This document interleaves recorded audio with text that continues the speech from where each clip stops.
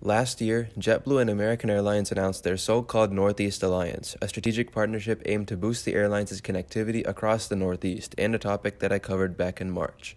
Unfortunately, as you can probably tell by the title of today's video, certain events have transpired recently which could threaten the future of this alliance.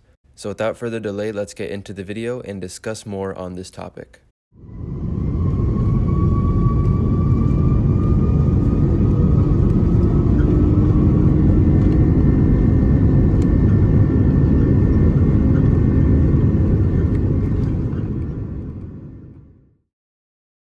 Back in September, the United States Department of Justice and 6 U.S. states filed an antitrust lawsuit against JetBlue and American's Northeast Alliance, arguing that it threatens competition and could lead to increased airfares from many northeastern airports. For those unfamiliar with the term antitrust, here's a brief rundown.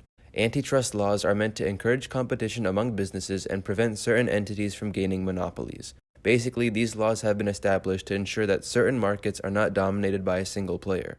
According to David Slotnick from The Points Guy, the Northeast Alliance was approved during the final months of the Trump administration. However, President Biden recently passed an executive order back in July calling for increased competition across a variety of sectors, including the airline industry. Shortly following this order, many were quick to question whether or not the Northeast Alliance actually violates antitrust regulations. Certain entities argued that it did, hence why the Department of Justice launched their lawsuit against it, which will actually be taken to court next year. The necessary documents have already been signed, confirming the court case will begin on September 26, 2022. We'll have to see from that point onwards how the result of this case will impact the Northeast Alliance. While the lawsuit alleges that the Northeast Alliance drives out competition and increases fares, the airlines themselves say otherwise.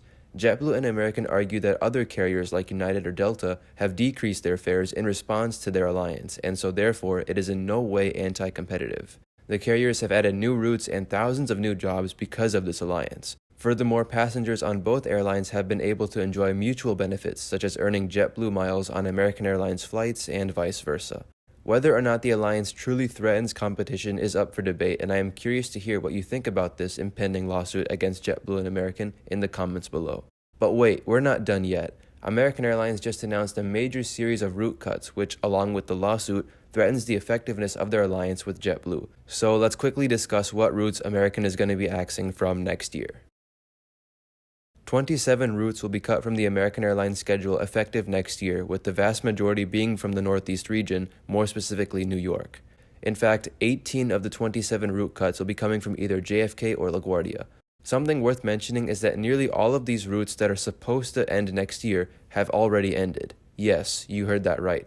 26 out of the 27 routes that are supposed to be cut next year have already ended. Let's run through this list of cuts first, and then afterwards I'll try my best to explain why American would make such a weird move. Boston and Chicago both lost one route each from American, those being Boston to Raleigh-Durham, North Carolina, and Chicago to Charlottesville, Virginia. Charlotte lost two routes, Champaign, Illinois, and Toledo, Ohio. Shifting quickly to the West Coast, Phoenix lost two routes to Canada, those being Vancouver and Calgary. Philadelphia lost three routes, Baltimore, Charleston, West Virginia, and Ottawa, Canada. As mentioned earlier, New York lost the most amount of routes, with JFK losing 5 and LaGuardia losing 13. American Airlines cut service from JFK to San Antonio, Texas, Montreal and Toronto, Canada, Liberia, Costa Rica, and soon San Jose, Costa Rica. JFK to San Jose is the only route in this entire announcement that continues to operate, but according to the announcement, it's supposed to end on April 5th of next year. From LaGuardia, American ended service to Nantucket, Boston, and Martha's Vineyard, Massachusetts, Bangor and Portland, Maine, Asheville, North Carolina, Charleston and Myrtle Beach, South Carolina, Orlando and Pensacola, Florida, Traverse City, Michigan, Savannah, Georgia, and Philadelphia, Pennsylvania. 3 of these routes, those being LaGuardia to Pensacola, Savannah, and Myrtle Beach, were announced as part of the new Northeast Alliance with JetBlue. It's worth mentioning that many of the routes that American cut will continue to be operated by JetBlue. Therefore, I'm assuming that American will continue code-sharing with JetBlue on these routes through their Northeast Alliance. From this announcement, the only city that completely lost service from American is Ottawa. American's Philadelphia to Ottawa service was the last remaining link to the Canadian capital that the airline operated. The airline decided to completely remove Ottawa from its network, citing low demand, leaving United as the only American carrier still serving Ottawa. Aside from that, the rest of the cities on this list which received route cuts will continue to be served by American from other hubs, which is good news. So now that we've gone over all of the route cuts, there's one more thing that needs to be addressed. On October 7th of this year, American Airlines ended service between Charlotte and Champaign, Illinois. The strange thing here is that even though the route ended in October, American quietly added the route back into their system and listed it as resuming from April 5th, 2022. Looking at American's recent route cut announcement, we see that Charlotte to Champaign is actually supposed to end on April 5th, 2022, even though it already ended back in October. So why would American end a route in October, only to list it as resuming in April, but then before it resumes in April, cut the route on the same day it was supposed to resume? It's a very confusing series of questions, and your guess is as good as mine, but I think that this pattern follows for the other routes as well. I'm assuming that American at some point intended to resume all of these routes at specific times next year, like we just saw with Champaign.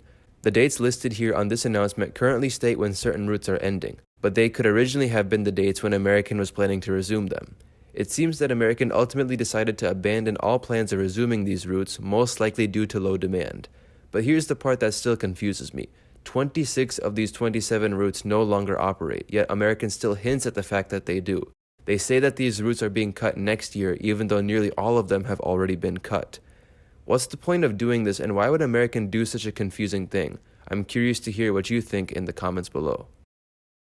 To summarize, American and JetBlue's Northeast Alliance could very well be in danger based on the outcome of the upcoming lawsuit next year.